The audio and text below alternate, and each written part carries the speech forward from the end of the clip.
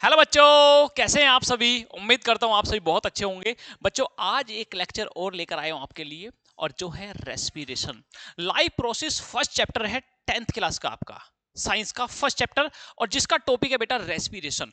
Respiration के regarding बेटा बहुत सारे डाउट रहते हैं। बहुत बच्चों को तो ये नहीं पता होता कि रेस्पिरेशन और ब्रीदिंग में क्या डिफरेंस है। कहीं पूछा आपसे रेस्पिरेशन और आपने ब्रीदिंग की डेफिनेशन लिख दी। ऐसा नहीं करना बच्चे। आज से आप अपने दिमाग में डेफिनेशन बिल्कुल चेंज कर लो। मैं दोनों का कंपैरिजन बताऊंगा कि रेस्पिरेशन और ब्रीदिंग में क्या डिफरेंस है। चलिए बच्चों, स्टार्ट करते हैं अपना रेस्पिरेशन प्रोसेस। चलिए बच्चों, ये है बच्चों हमारा पेन कहां गया रे। देखिए बेटा, respiration is the process in living organism which involve. क्या इन्वॉल्व होता है बेटा, समझिए। पहले पहले रेस्पिरेशन समझिए क्या होता है बेटा। क्या है लिविंग ऑर्गेनिज्म को, या हम बात करें अपनी, हमें एक एनर्जी चाहिए, और वो एनर्जी हमें किससे मिलेगी? फूड से मिलेगी। और फूड में भी इंस्टेंट एनर्जी किससे मिलेगी? हमें जो सबसे पहले प्राइमरी एनर्जी मिलती है वो मिलती है ग्लूकोज मोलिक्यूल से। और वो ग्लूकोज मोलिक्यूल हमारे, जैसे मान लिया हमने रोटी खाई, जो स्टार्च है, स्टार्च हमारे बॉडी में डाइजेस्ट होने के बाद जाएगा ब्लड के अंदर। ब्लड के अंदर जब जाने के बाद वो कौन सा क्या होगा बेटा? ग्लूकोज होगा। अब ग्लूकोज से एनर्जी रिलीज होगी, यही होता है ना, यही होता है हमारे पास C6H12O6। इसके साथ में ऑक्सीजन कंबाइन करती है, और क्या रिलीज करती है बच्चों? देखिए, कंडीशन दोनों अलग अलग है। एरोबिक रेस्पिरेशन की हम अलग बात करेंगे, एन एरोबिक रेस्पिरेशन की अलग बात करेंगे, जो टाइप्स है रेस्पिरेशन के। पहले हम ये सिंपल आपको बताता हूं। तो यहां से होगा क्या बच्चों? यहां से एक एनर्जी रिलीज होगी इस ग्लूकोज मोलिक्यूल से। क्या रिलीज होगी बच्चों? एनर्जी रिलीज होगी।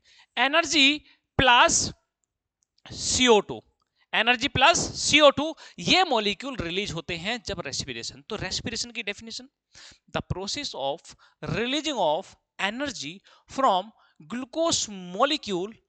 तो ये हो गई आपकी रेस्पिरेशन की डेफिनेशन। ठीक है बच्चों, इसके टाइप्स आगे पढ़ेंगे। अब होता क्या है बच्चों, जो रेस्पिरेशन है, the process of releasing of energy from glucose molecule is known as respiration. अब रेस्पिरेशन के अंदर हमारे ये प्रोसेस आते बेटा, क्या? ब्रीदिंग, ब्रीदिंग इन और ब्रीदिंग आउट। समझिए, ब्रीदिंग इन और ब्रीदिंग आउट, यानी कि एक्सचेंज ऑफ गैसेस। जैसे बोलते बेटा, सांस लेना सांस छोड़ना। ब्रीदिंग इन सांस लेना, और ब्रीदिंग आउट सांस छोड़ना। अब समझिए क्या क्या है। तो ब्रीदिंग में क्या आता है? Gases exchange. तो ये कैसे? Intake of oxygen, intake of oxygen यही होता है ना बच्चों। हम जब सांस लेते हैं तो intake of oxygen from the atmosphere and release of CO2। देखिए बच्चों, यही प्रोडक्ट रिलीज होता है किसमें? रेस्पिरेशन में। आगे देखिए, break down of glucose molecule in order to release energy. तो ये मैंने आपको बताया कि ये ग्लूकोज मॉलिक्यूल जब ब्रेक होगा ऑक्सीजन की प्रेजेंस में, तो क्या रिलीज करेगा? एनर्जी रिलीज करेगा। और एनर्जी किसकी फॉर्म में रिलीज करेगा? ATP की फॉर्म में रिलीज करेगा, एडिनोसिन ट्राइफॉस्फेट। क्या बच्चों? Adenosine triphosphate. आगे बात करेंगे बेटा हम, ठीक है। Break down of glucose molecule in order to release energy inside the cell. और ये कहानी सब कहां हो रही है? ये सेल के अंदर हो रही है सब कुछ कहानी। साइटोप्लाज्म में ग्लूकोज मॉलिक्यूल टूटेगा पायरुवेट मॉलिक्यूल में। पायरुवेट मॉलिक्यूल फिर अंदर जाएंगे कहां? माइटोकॉन्ड्रिया के अंदर। फिर वो वहां से एनर्जी रिलीज करेंगे। ठीक है, ये सारी कहानी होती है। खैर, हम ये आगे देखने वाले बच्चों। ये देखिए बच्चों, यहां पर बेटा हमारा ग्लूकोज मॉलिक्यूल टूट रहा है, यहां टूट रहा है ग्लूकोज मॉलिक्यूल। कैसे टूटेगा? ये आपकी एक एनसीईआरटी में बेटा आपका एक चार्ट है, एनसीईआरटी में चार्ट है। अब ऐसा समझो कि जो रेस्पिरेशन है, रेस्पिरेशन रेस्पिरेशन बेटा हमारा 2 टाइप का होता है। Aerobic respiration, AEROBIC, aerobic respiration. An aerobic respiration, anaerobic respiration. बात समझे? Aerobic respiration in the presence of oxygen. क्या बच्चों? प्रेजेंस ऑफ ऑक्सीजन और absence of oxygen. Absence of oxygen. जो रेस्पिरेशन ऑक्सीजन की प्रेजेंस में हो रहा है हम उसको बोल रहे हैं एरोबिक रेस्पिरेशन, और जो एब्सेंस में हो रहा है उसको बोल रहे हैं हम एनाएरोबिक रेस्पिरेशन। ग्लूकोज मॉलिक्यूल अगर ऑक्सीजन की प्रेजेंस में टूट रहा है तो उसको हम एरोबिक रेस्पिरेशन की कंडीशन में रख रहे हैं, और अगर वो मतलब प्रेजेंस में टूट रहा है तो एरोबिक रेस्पिरेशन, और एब्सेंस में टूट रहा है तो एनाएरोबिक रेस्पिरेशन। ध्यान दीजिएगा बेटा, प्रेजेंस में टूटेगा, ऑक्सीजन की प्रेजेंस में टूटेगा तो उसका प्रोडक्ट अलग होगा, और अगर एब्सेंस में टूटेगा तो उसका प्रोसेस अलग होगा। बात समझे, उसके प्रोडक्ट अलग होंगे, उसके प्रोडक्ट अलग होंगे। जैसे देखिए बेटा यहां पे, जैसे ग्लूकोज मॉलिक्यूल ये हमारा 6 कार्बन का कंपाउंड होता है, फॉर्मूला ये होता है ना C6H12O6। अब यहां पर ये इसका होगा ग्लाइकोलाइसिस। ग्लाइकोलाइसिस का मतलब ग्लूकोज का ब्रेकडाउन, लाइसिस का मतलब क्या होता है, लाइसिस, लाइसिस का मतलब ब्रेकडाउन। ये कहां हो रही है कंडीशन, साइटोप्लाज्म के अंदर हो रही है। ये रही हमारी सेल, ये रही हमारी सेल, ये रहा हमारा न्यूक्लियस, और ये रहा हमारा बेटा साइटोप्लाज्म। समझे बच्चों, ठीक है। अब ये साइटोप्लाज्म के अंदर ये कहानी हो रही है, इसी के अंदर एक माइटोकॉन्ड्रिया है। क्या बच्चे, माइटोकॉन्ड्रिया। चटक मटक सा कलर ले लेते हैं थोड़ा सा। माइटोकॉन्ड्रिया, ये है माइटोकॉन्ड्रिया। इस माइटोकॉन्ड्रिया के अंदर जाएगा अब ग्लूकोज, ये पायरुवेट मॉलिक्यूल, और वहां एनर्जी रिलीज करेगा। अब डिपेंड करता है कि ये ऑक्सीजन की प्रेजेंस में टूटा है या एब्सेंस में टूटा है। तो किस में टूटेगा, पायरुविक एसिड में टूटेगा। किस में टूटेगा बच्चों, पायरुविक एसिड में। अब ये पायरुविक एसिड बच्चे 3 कार्बन का कंपाउंड होता है। कितने, 3 कार्बन का कंपाउंड। तो एक चीज ध्यान रखें, ये कंपटीशन में आ जाता है, एक ग्लूकोज मॉलिक्यूल से कितने पायरुवेट मॉलिक्यूल बनते हैं। तो आप क्या कहोगे, 2 पायरुवेट मॉलिक्यूल। कितने, 2 मॉलिक्यूल, 2 मॉलिक्यूल बनते हैं एक ग्लूकोज मॉलिक्यूल से। ठीक है बच्चे, तो पायरुविक एसिड प्लस एनर्जी, तो ये 3 कार्बन कंपाउंड होता है, और एक ग्लूकोज मॉलिक्यूल से कितने, 2 पायरुवेट मॉलिक्यूल बनते हैं। ठीक है, अब बात आई यहां पे, अगर एब्सेंस है ऑक्सीजन की, क्या बच्चे, एब्सेंस है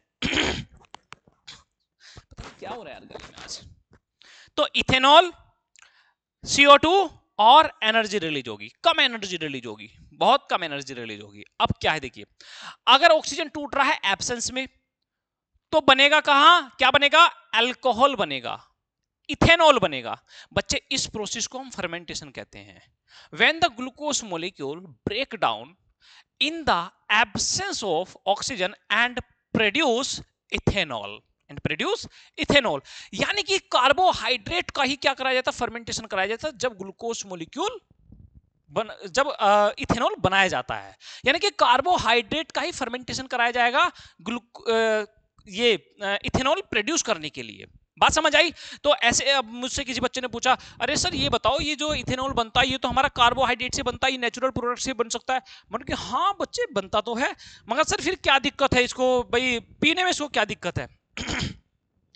मैंने कहा बेटा दिक्कत है क्या, कहने लगे जब ये इसका नेचुरल सोर्स होता है, भाई हम गन्ने भी तो खाते हैं, हम बहुत सारी चीजें हैं जो जिनसे ये बनता है, हम अंगूर भी खाते हैं, बहुत सारी चीजें हैं जिनसे हम अल्कोहल प्रोड्यूस कर लेते हैं। मैंने कहा हाँ बच्चे बात तो सही है आपकी, जब सब कुछ नेचुरल ही है तो खाने पीने में कोई दिक्कत नहीं होनी चाहिए।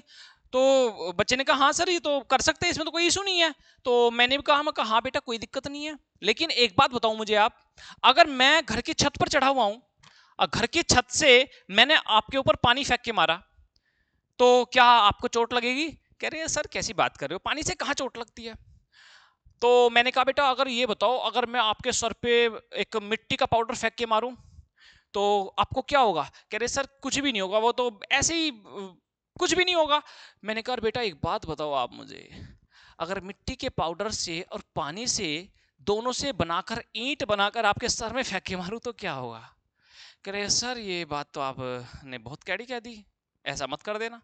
मैंने कहा बेटा आप भी ऐसा मत कर लेना, क्योंकि बेटा जब केमिकल रिएक्शन होती है तो जो हमारे पास रिएक्टेंट था और वो प्रोडक्ट में बना, तो वो रिएक्टेंट की जो प्रॉपर्टी थी और प्रोडक्ट की प्रॉपर्टी दोनों में डिफरेंस रहता है। बेटा गन्ना खाने में कोई बुराई नहीं है, आप नेचुरल सोर्स खाने में कोई बुराई नहीं है, लेकिन जब उसकी केमिकल रिएक्शन होती है तब वहां पर उसकी प्रॉपर्टी में चेंज आ जाता है। तो इस चीज को ध्यान रखे आप, ऐसा मत कर लेना कि नेचुरल सोर्स तो अरे ना करो मजे यार, नहीं बेटा नहीं, समझा करो। आगे देखो बेटा, यहां इन एब्सेंस ऑफ ऑक्सीजन तो क्या प्रोड्यूस होगा, इथेनॉल, और इस प्रोसेस को हम क्या कह रहे हैं, फर्मेंटेशन कह रहे हैं, फर्मेंटेशन कह रहे हैं, फर्मेंटेशन। अब यहां समझिए, इन एब्सेंस ऑफ ऑक्सीजन, एक कंडीशन ये है, ये तो है हमारा यीस्ट के लिए, किसके लिए बच्चे, यीस्ट में। यीस्ट में जब एब्सेंस में जब ग्लूकोज मॉलिक्यूल टूटेगा तो इथेनॉल, CO2 और एनर्जी प्रोड्यूस करेगा। ये है इन एब्सेंस ऑफ ऑक्सीजन। अगर मसल्स में ब्रेक हो रहा है एब्सेंस ऑक्सीजन की, तो बच्चों मसल्स में पेन हो जाता है, मसल्स में पेन हो जाता है। जब हम कोई हैवी वर्कआउट कर लेते हैं, मान लिया हम एक दिन के लिए हमने गेम खेला और बहुत ज्यादा, तो वहां पे क्या मसल्स में पेन हो जाता है। वो मसल्स में पेन जो होता है वो लैक्टिक एसिड बनने की वजह से होता है बच्चे, किसकी वजह से, लैक्टिक एसिड बनने की वजह से होता है। तो एनर्जी दोनों में प्रोड्यूस होगी, इसमें भी और इसमें भी, लेकिन बहुत कम एनर्जी रिलीज होगी। अप्रोक्स समझो कि 2 ATP बनेंगे, कितने, 2 ATP। ATP बोले तो adenosine triphosphate, adenosine triphosphate, adenosine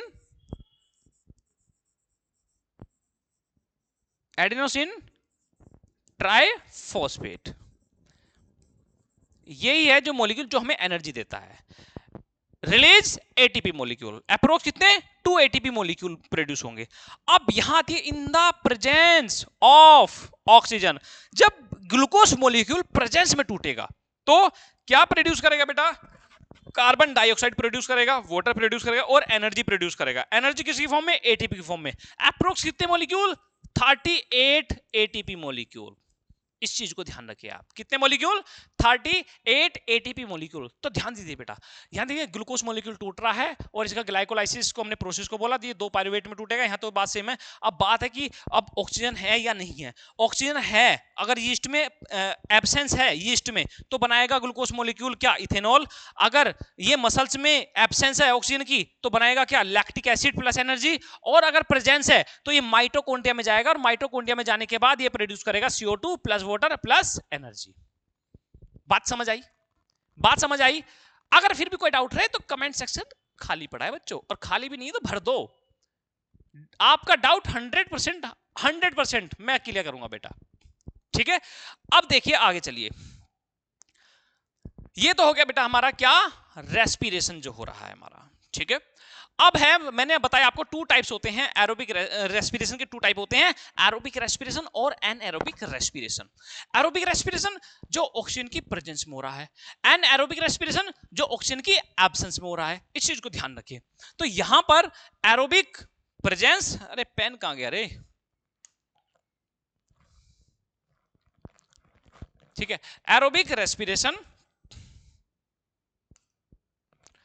aerobic respiration और anaerobic respiration takes place in the presence of oxygen. बहुत अच्छे से मैंने बच्चों को बता दिया, ये takes place in the absence of oxygen, ठीक है। ये ऑक्सीजन की प्रेजेंस में, ये ऑक्सीजन की एब्सेंस में। अकर्स इन माइटोकॉन्ड्रिया, ये मैंने आपको बताया बच्चे बहुत अच्छे से, ये माइटोकॉन्ड्रिया में होता है और ये साइटोप्लाज्म के अंदर होता है, ठीक है। अब end product are CO2 and H2O, CO2 and H2O plus less energy. और यहां पर end products are alcohol, anaerobic में अल्कोहल और लैक्टिक एसिड। बच्चे देखिए लेस नहीं, यहां पे बेटा मैक्सिमम एनर्जी प्रोड्यूस होगी, मैक्सिमम एनर्जी प्रोड्यूस होगी, एनर्जी भी तो प्रोड्यूस होगी इसमें। हाँ देखिए, चलिए नेक्स्ट पॉइंट है हमारा ये, एंड प्रोडक्ट आर अल्कोहल और लैक्टिक एसिड। लैक्टिक एसिड कहां बन रहा था, मसल्स में, मसल्स के अंदर बन रहा था, और अल्कोहल फर्मेंटेशन प्रोसेस के द्वारा बन रहा था, फर्मेंटेशन प्रोसेस, ठीक है। More amount of energy is release, less amount of energy is release. Approx 2 ATP molecule produce होते हैं एक ग्लूकोज मॉलिक्यूल से, और 38 ATP मॉलिक्यूल रिलीज होते हैं फ्रॉम 1 ग्लूकोज मॉलिक्यूल से। देखा कितना डिफरेंस है, ऑक्सीजन की प्रेजेंस हुई तो कितने मतलब ATP प्रोड्यूस होते हैं, अगर एब्सेंस हुई तो कितने ATP खत्म हो जाते हैं, ठीक है। यहां देखिए example, most plant and animals, उनमें क्या होता है, एरोबिक रेस्पिरेशन। इसका क्या एग्जाम्पल है, muscle cells, bacteria, yeast and parasite worms, वे सभी क्या है, ये सभी हमारे एनारोबिक रेस्पिरेशन के एग्जाम्पल है। ठीक है बच्चों, उम्मीद है ये आपको बहुत अच्छे समझ आ गया। आगे देखिए, अब ये आया ह्यूमन रेस्पिरेटरी सिस्टम, एक रेस्पिरेटरी सिस्टम जिसके वजह से, जिसकी हेल्प से हम रेस्पिरेशन करते हैं। अब इसमें होगा क्या भाई, यहां पर हमारा पेन कहां चला जाता है बार बार, तू मत जाएगा भैया पेन, तेरे बिना हम कुछ नहीं कर सकते। कर सकते बच्चों क्या कुछ? चलिए ये देखिए, respiratory system in human serve to provide oxygen to all body cells and removes harmful carbon dioxide from the body। भाई रेस्पिरेटरी सिस्टम क्या करता है? रेस्पिरेटरी सिस्टम हमें बाहर से ऑक्सीजन ले जाने में मदद करता है और हमारी बॉडी के अंदर जो रेस्पिरेशन होने के बाद जो कार्बन डाइऑक्साइड रिलीज हुई उसको बाहर भी तो लेकर आता है। तो ये कौन काम करता है? ये हमारा रेस्पिरेटरी सिस्टम ही काम करता है। It comprises nostrils, nasal cavity, pharynx, larynx, trachea, bronchi, bronchioles, alveoli, blood capillaries and lungs। ये इसके पार्ट्स है, ये इसके पार्ट्स है हमारे रेस्पिरेटरी सिस्टम के। अब देखो बच्चों, यहां पर देखो, ये है नोस्ट्रिल वाला पार्ट। क्या है बच्चों? ये नोस्ट्रिल वाला पार्ट है। ये है नेजल कैविटी। क्या बच्चे? ये नेजल कैविटी। ये हमारा रीजन हो गया फेरिंग्स का। कौन सा रीजन? फेरिंग्स का हमारा रीजन हो गया, जहां पर दोनों के लिए कॉमन है। अब आगे कौन सा आया? नेजल कैविटी हो गया, फेरिंग्स हो गया, लैरिंग्स। लैरिंग्स हमारा ये वाला हिस्सा हो गया, लैरिंग्स वाला हिस्सा। अब लैरिंग्स, इसके बाद ट्रैकिया आता है। ट्रैकिया हमारा ये हो गया बच्चों, ट्रैकिया हमारा ये वाला पार्ट हो गया। ट्रैकिया के बाद ब्रोंकाई, ट्रैकिया के बाद ब्रोंकाई। अब ये देखो, जो ये ब्रोंकाई है, ये ब्रोंकाई ये रही, देखो ये डिवाइड हो रहे हैं। ये आगे ट्रैकिया दो ब्रोंकाई में, यानी कि एक हाईवे आ रहा है और जो दो रास्तों में डिवाइड हो जाता है। जो दो रास्तों में जो मेन रास्ता, मेन हाईवे है, वो है ट्रैकिया, वो एक ट्रैक, ऐसा समझो वो ट्रैक है। ठीक है, अब वो दो रास्तों में डिवाइड हो जाता है ना, एक पूर्व एक पश्चिम। अब यहां पर जो पूर्व पश्चिम में है, ये है हमारे क्या क्या बच्चों? हमारे ब्रोंकाई। क्या बच्चों? ब्रोंकाई। ठीक है, और ब्रोंकाई के बाद एक फर्दर और इनमें डिवीजन होना स्टार्ट हो जाता है। ब्रोंकाई में और फर्दर डिवीजन होना स्टार्ट हो जाता है, तो इनको हम बोलते हैं, ब्रोंकाई के बाद आते हैं ब्रोंक्यूल्स। क्या आते हैं बच्चों? ब्रोंक्यूल्स। ये ब्रोंक्यूल्स आए, और ब्रोंक्यूल्स के बाद आएंगे हमारे ये एल्वोलाई। कोई डाउट है बच्चों इसमें? कोई इसमें डाउट हो तो मुझे बताओ। भाई हमारा ट्रैकिया हो गया, ये ट्रैकिया हो गया। ट्रैकिया किस में डिवाइड हो गए? ब्रोंकाई में डिवाइड हो गए। फिर ब्रोंकाई और डिवाइड हुए, ये ब्रोंक्यूल्स में डिवाइड हो गए। और ब्रोंक्यूल्स के बाद क्या आते हैं? ब्रोंक्यूल्स के बाद आते हैं एल्वोलाई। और इन एल्वोलाई, एल्वोलाई क्या है? एल्वोलाई ये देखो बेटा, एल्वोलाई फूल गोभी की तरह स्ट्रक्चर होता है एल्वोलाई का। अब इस फूल गोभी के अराउंड ये रहती है कैपिलरीज। ये क्या रहती है? कैपिलरीज, जो गैसेस एक्सचेंज में मदद करती है, गैसेस एक्सचेंज में मदद करती है। इसको बोलते हैं हम क्या? कैपिलरीज। ठीक है, जो इसके अराउंड रहती है। और ये दोनों लंग्स में ये सिस्टम रहता है। ठीक है बच्चों, आगे देखिए। अब यहां पर breathing involve two main process, दो मेन प्रोसेस होते हैं किसमें? ब्रीथिंग में। अब ये क्या है? इनहेलेशन और एक्सहेलेशन। इनहेलेशन और एक्सहेलेशन। बच्चों मैं आपको यहां पर कुछ ऐसे डाउट बताने वाला हूं जो हमेशा रहते हैं डाउट, वो कुछ मसल्स को लेकर ही मैं डाउट बताने वाला हूं। अब है क्या? देखिए बच्चे, इसमें दो प्रोसेस होते हैं, इंस्पायरेशन, इंस्पायरेशन यानी कि इनहेलेशन। इनहेलेशन सांस लेना। बच्चों जब हम सांस लेते हैं तो हमारे अंदर क्या चेंज आते हैं वो देखिए। जब हम सांस लेते हैं तो हमारे चेस्ट का जो मूवमेंट होता है वो अपवर्ड होता है, ये आउटवर्ड होता है और अपवर्ड होता है। लेकिन बच्चों इसमें एक चीज आप ध्यान रखिए, ये जो लंग्स हैं भाई, लंग्स ये स्वेल अप होंगे, ये लंग्स क्या होंगे? स्वेल अप होंगे। और जब ये स्वेल अप होंगे, जब ये स्वेल अप होंगे तो यहां पर इनको स्पेस चाहिए। क्या चाहिए बच्चों? स्पेस चाहिए। अब स्पेस इनको कहां से मिलेगा? दरअसल बात क्या है, जो हमारे लंग्स हैं इनको सपोर्ट करके रखती है एक मसल्स जिसको बोलते हैं डायफ्रैगम। क्या बोलते हैं बच्चों? डायफ्रैगम। अब ये डायफ्रैगम, अब जैसे ही सांस लेना स्टार्ट किया, जैसे ही सांस लेना स्टार्ट किया, अब लंग्स को चाहिए क्या, लंग्स को चाहिए कैविटी। अब वो कैविटी कहां से मिले, अब जैसे लंग्स फूलेंगे तो उन्हें क्या चाहिए, स्पेस चाहिए, और जब उन्हें स्पेस मिलेगा कहां से, तो ये जो होता है ये डायफ्रैगम जो होता है, डायफ्रैगम देखिए ये ब्रीदिंग इन का है, हाँ ब्रीदिंग इन का है, तो होगा क्या, जो चेस्ट है वो outward upward but diaphragm movement downward, ये चीज ध्यान रखिए। डाउनवर्ड ऐसा मत कह देना कभी कि अरे आउटवर्ड अपवर्ड, और यार डायफ्रैगम भी अपवर्ड ही होता होगा जब सारा मूवमेंट अपवर्ड हो रहा है, नहीं ऐसा नहीं है बच्चों। तो इसको ध्यान रखें आप स्पेशली। यहां पर देखिए ये लंग्स हैं, ये हमारा कौन सा केस है, ब्रीदिंग आउट, जब सांस ले रहे हैं सांस छोड़ रहे हैं तो लंग्स क्या होंगे, लंग्स सिकुड़ेंगे श्रिंक होंगे, और इसके साथ में जो कैविटी है वो कैविटी भी छोटी हो जाएगी, तो वापस जो डायफ्रैगम है, डायफ्रैगम वापस कैसा हो जाएगा, डोम शेप का हो जाएगा, वापस कैसा हो जाएगा, डोम शेप का हो जाएगा। यानी कि इनहेलेशन में ये फ्लैट हो जाएगा क्योंकि लंग्स को क्या स्पेस प्रोवाइड कराना है, और जैसे ही लंग्स वापस अपनी पोजीशन में जाएंगे वैसे ही डायफ्रैगम भी क्या हो जाएगा, डोम शेप का हो जाएगा। क्लियर है, क्रिस्टल क्लियर है कंसेप्ट बेटा, इसमें कंफ्यूज मत रहना बिल्कुल भी, ठीक है बच्चों। ब्रीदिंग इन और ब्रीदिंग आउट आप समझ लेते हैं। Inspiration is the active intake of air from atmosphere into lungs, ये बात समझ गए। एक्सपायरेशन क्या है, it is the passive expelling of air from the lungs, expelling air from the lungs, यानी कि लंग्स से एयर को बाहर निकालते हैं, ये प्रोसेस हमारा क्या है, ब्रीदिंग नहीं एक्सपायरेशन, ठीक है बच्चों, ये समझिए, सांस छोड़ना एक्सपायरेशन, सांस लेना इंस्पायरेशन, ठीक है। अब आगे देखो, the process of intake of air is known as inspiration, inhalation. The process of releasing out air from the lungs, this process is known as expiration, ठीक है। अब ये देखिए बच्चे आगे, ये हमारा पाथवे आ गया, ये क्या आ गया बच्चों, पाथवे आ गया।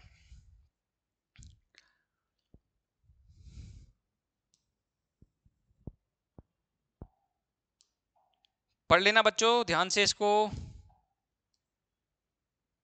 ये रहा कलर।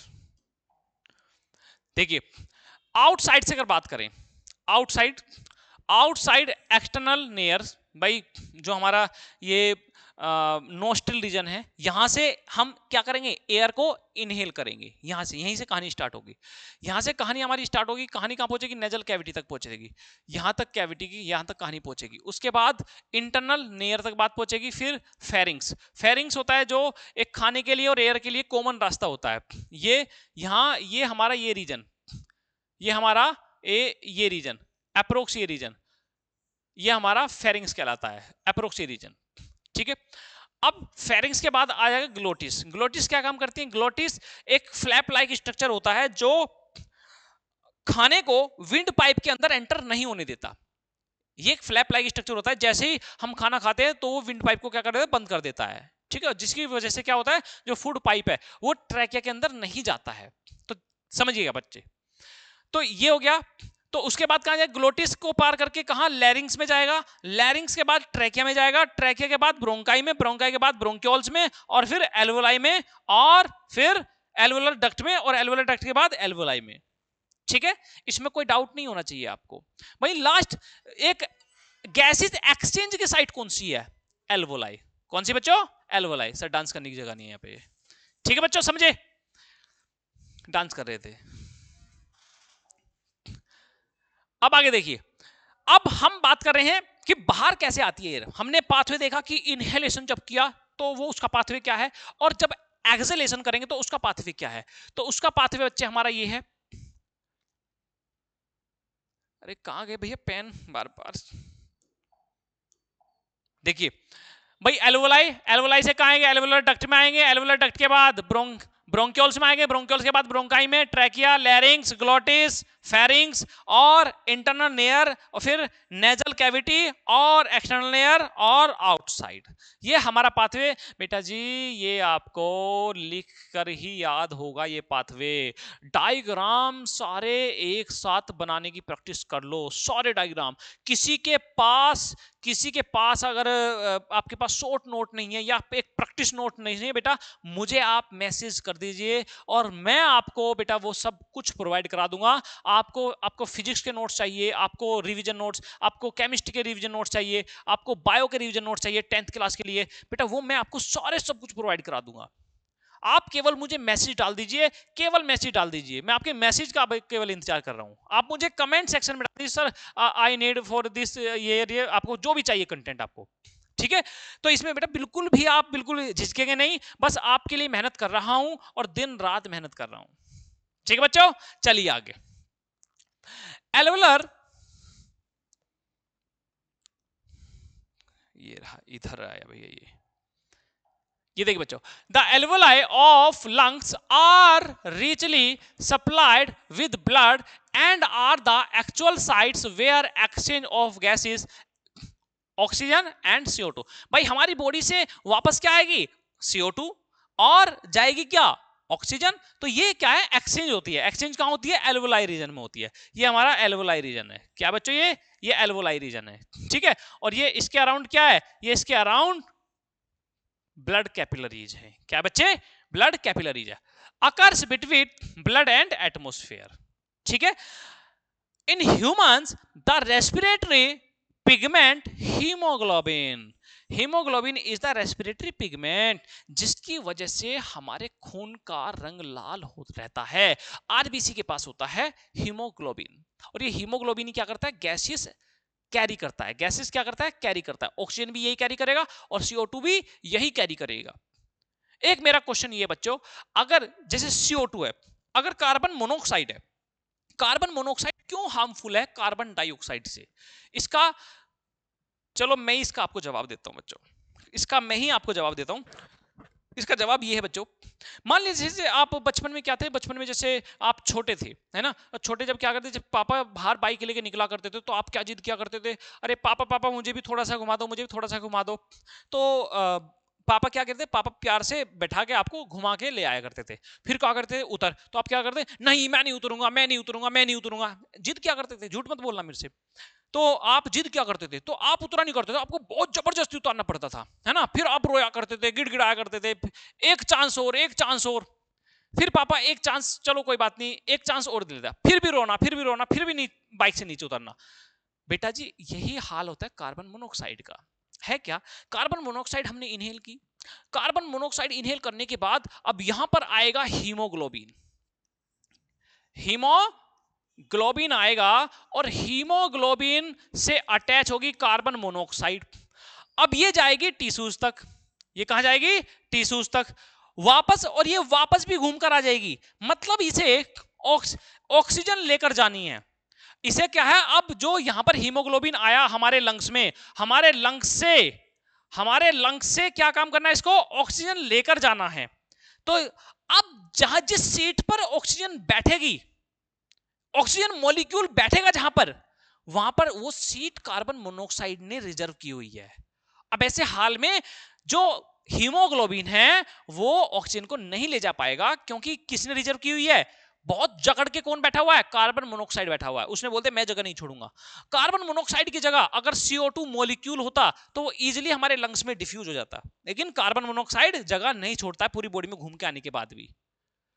अब इसकी अटैचमेंट हीमोग्लोबिन से बहुत ज्यादा हो जाती है, जिसकी वजह से एक्सचेंज नहीं होती है, जिसकी वजह से ऑक्सीजन की डेफिशिएंसी होती है और इवन डेथ भी हो जाती है पर्सन की। तो कार्बन मोनोऑक्साइड गैस इसलिए हार्मफुल है क्योंकि ये बिल्कुल बॉन्ड ऐसे बना लेते हैं हीमोग्लोबिन के साथ कि ये कार्बन डाइऑक्साइड को एक्सचेंज नहीं होने देते हैं। ठीक है बच्चे, अब यहां पर देखिए ये है एल्वोलाई, ये है एल्वोलाई और ये है ब्लड कैपिलरीज। देखिए ये वीनस ब्लड है और ये ऑक्सीजनेटेड आउट है। मतलब वेन हमारी बॉडी में मतलब वेन क्या काम करेंगी, वेन होती है बच्चे जो हमारे लंग्स में जो ब्लड आएगा वो हार्ट से आएगा, हार्ट में राइट वेंट्रिकल से आएगा, और राइट वेंट्रिकल में कहां से आ रहा है ब्लड, पूरी बॉडी से घूमकर आ रहा है। तो यहां पर ये कौन सी वेन होगी जो हमारे लंग्स में आ रही है, कौन सी वेन होगी, ये होगी पल्मोनरी वेन। कौन सी बच्चों,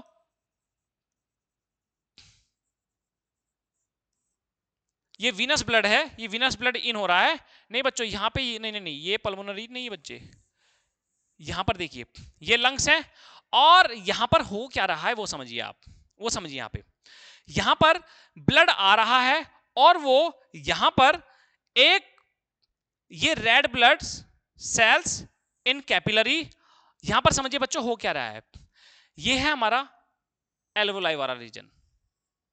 कौन सा बच्चों, ये एल्वोलाई वाला रीजन। अब यहां पर ये ब्लड आ रहा है, अब ये ब्लड कैसा ब्लड होगा, ये ब्लड यहां पर कार्बन डाइऑक्साइड एक्सचेंज करने के लिए आ रहा है। क्या चेंज करने के लिए आ रहा है, कार्बन डाइऑक्साइड एक्सचेंज करने के लिए आ रहा है। तो कहां से आ रहा होगा, ये हमारी पूरी बॉडी से आ रहा होगा। कहां से आ रहा होगा बच्चे, पूरी बॉडी से घूम के आ रहा होगा। और लंग्स में ये क्या करेगा, यहां पे कार्बन डाइऑक्साइड अंदर करेगा और यहां से जो ब्लड आया ऑक्सीजन लेकर, तो इसके साथ ऑक्सीजन इसमें डालेगा और ये वापस ऑक्सीजन लेकर निकल जाएगा। कार्बन डाइऑक्साइड इसके अंदर चली जाएगी। भाई जो ब्लड हमारी बॉडी से आ रहा है, जो ब्लड हमारी बॉडी से आ रहा है, तो वो ब्लड तो कार्बन डाइऑक्साइड से भरपूर होगा। तो वो क्या करेगा, यहां कार्बन डाइऑक्साइड को छोड़ेगा और यहां से ऑक्सीजन लेकर और वापस निकल जाएगा। उसका जो डायग्राम है, उसका स्ट्रक्चर कुछ ऐसा है। देखिए बच्चे, ये हमारे पास लंग्स है, ठीक है, और ये हार्ट है, ठीक है, ये फोर चैम्बर हार्ट हो गया। तो यहां से ये हमारा लेफ्ट लंग्स से ऑक्सीजनेटेड ब्लड आएगा। कौन लेकर आएगा, पल्मोनरी वेन लेकर आएगी। कौन लेकर आएगी बच्चे, पल्मोनरी वेन।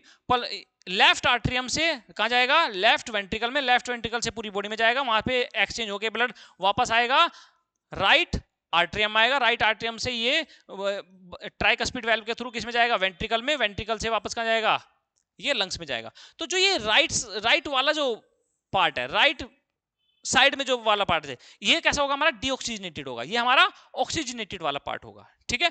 तो हमारे हार्ट से जो लंग्स में जो ब्लड आएगा वो हमारा डीऑक्सीजनेटेड होगा हमेशा। जो हमारे कैसा होगा बच्चों, डीऑक्सीजनेटेड ब्लड होगा, जो हमारे लंग्स से, जो हमारे हार्ट से लंग्स में आएगा ब्लड। जो हमारे लंग्स से जो हार्ट में जाएगा ब्लड, वो हमारा ऑक्सीजनेटेड होगा। ध्यान दीजिए भाई, गैसेज एक्सचेंज कहां होगी, वो लंग्स में ही तो होगी। ये चीज ध्यान रखिए बच्चे आप। तो ये समझ गए आप कि ब्लड आया क्या, कार्बन डाइऑक्साइड लेकर, इसने एल्वोलाई में छोड़ा और यहां से किसको बैठाया, ऑक्सीजन को बैठाया और निकल गया। ये कैपिलरीज दिखाई जा रही है, ठीक है। आगे देखिए, रेस्पिरेशन इन प्लांट। देखिए प्लांट में रेस्पिरेशन कैसे होता है भाई, एक तो उसमें स्टोमेटा प्रेजेंट होता है। ये देखिए, gases exchange takes place through stomata in leaves, lenticels in stems, general surface of root. तो ये हो गया हमारे जिसमें किसमें, प्लांट में, जिसकी वजह से रेस्पिरेशन होता है। अब रेस्पिरेशन इन एनिमल, देखिए बेटा एनिमल भी बहुत सारी कैटेगरी के हैं, जैसे यूनिसेलुलर ऑर्गेनिज्म जो एक सिंगल सेल से मिलकर बने होते हैं, उनको हम क्या कहते हैं, यूनिसेलुलर ऑर्गेनिज्म। तो उनमें किसकी डिफ्यूजन की वजह से रेस्पिरेशन होता है। अर्थवॉर्म है, अर्थवॉर्म किसकी हेल्प से, स्किन की हेल्प से क्या करता है, रेस्पिरेशन करता है। इक्वेटिक एनिमल जैसे भाई फिश हो गई, तो वो अपने गिल्स का इस्तेमाल करेंगे और जो ऑक्सीजन जो वाटर में डिजोल है उसी को वे मतलब निकालेंगी। ऑक्सीजन जो डिजोल ऑक्सीजन है उसी का यूज करके वे जिंदा रहती हैं। अब इंसेक्ट में टीनी हॉल्स कॉल्ड स्पाइरेकल, ठीक है। ये इंसेक्ट किसकी हेल्प से करते हैं, एक स्पाइरेकल जो टीनी होल होते हैं इनकी हेल्प से क्या करते हैं, रेस्पिरेशन करते हैं, स्पाइरेकल की हेल्प से। जो लैंड एनिमल होते हैं इनमें क्या होते हैं, लंग्स होते हैं। इसमें कोई डाउट, ये तो केवल बच्चे आपको एक याद करने वाला पोर्शन है, आपका थोड़ा सा रट्टाफिकेशन वाला भी पोर्शन है। तो अब देखिए यहाँ पे, terrestrial organism use atmospheric oxygen for respiration. aquatic organism use oxygen dissolve in water. The rate of breathing in aquatic organism is much faster than that seen in terrestrial organism. क्यों बच्चों, क्योंकि जो डिजोल्व ऑक्सीजन होती है वो dissolve oxygen इतनी provide नहीं हो पाती है, कि जल्दी जल्दी क्या पूर्ति हो सके। इसलिए जो हमारे ये होते हैं, जो टेरेस्ट्रियल ऑर्गेनिज्म होते हैं, ठीक है, इनमें स्लो होता है रेस्पिरेशन, इनमें रेस्पिरेशन रेट स्लो होता है। कंपैरिजन किसके साथ करें, अगर हम कंपैरिजन करें एक्वेटिक ऑर्गेनिज्म के साथ में। हमारा ब्रीदिंग रेट क्या है, हमारा ब्रीदिंग रेट बताइए, ब्रीदिंग रेट 72 मत बोलना बच्चे, 72 मत बोलना। ब्रीदिंग रेट होता है ये 15 to 18 times, 15 to 18 times breathing rate होता है। अरे ब्रीदिंग रेट होता है बेटा सांस सांस लेना सांस छोड़ना, ये ब्रीदिंग रेट होता है। जिसको आप 72 बोले वो हार्ट रेट है, पल्स रेट है। समझे बच्चों, इसमें कंफ्यूजन नहीं होना। तो ये seen in terrestrial organism. Terrestrial organism कौन होते हैं? जो धरती पर रहते हैं। और इक्वेटिक ऑर्गेनिज्म कौन से होते हैं? जो पानी में रहते हैं। तो पानी में रहने वालों में ब्रीदिंग रेट फालतू होता है, ज्यादा होता है, ठीक है। और कंपैरिजन किसके साथ करें? टेरेस्ट्रियल ऑर्गेनिज्म के साथ करें। उम्मीद है बच्चों ये भी आपको बहुत अच्छे से क्लियर हो गया। और इसी के साथ साथ थैंक यू। और बच्चों बस थोड़ा समर्थन चाहते हैं, और वीडियो अच्छी लगती है तो आप भाई लाइक करें और थोड़ा सा सब्सक्राइब कर दें वीडियो को, मतलब चैनल को सब्सक्राइब कर दें और अपने दोस्तों को शेयर कर दें। बस बच्चों आपसे यही हम अपना सपोर्ट चाहते हैं, और तो हम आपसे भाई कुछ नहीं चाहते। आपकी हम इसके बदले में आपकी ये हेल्प करेंगे, आप हमसे जितना भी कंटेंट आप हमसे मांगेंगे भाई, आप हमसे नोट्स चाहिए, आपको नोट्स, आपको प्रीवियस ईयर सॉल्यूशन आपको चाहिए, जितना सब कुछ सारा कंटेंट मैं आपको प्रोवाइड करा दूंगा अपना। ठीक है बच्चों, बच्चों आपके लिए मेहनत कर रहे हैं, बस आपसे हम इतना सपोर्ट चाहते हैं। इस सपोर्ट से मिलता क्या है बेटा? हमें थोड़ा सा मोटिवेशन हमें मिलता है, और मोटिवेशन ही लाइफ में सब कुछ होता है। ठीक है बच्चों, तो बस सपोर्ट आपसे चाहिए, और कल मिलूंगा इसी टाइम। कल तक के लिए टाटा बाय बाय।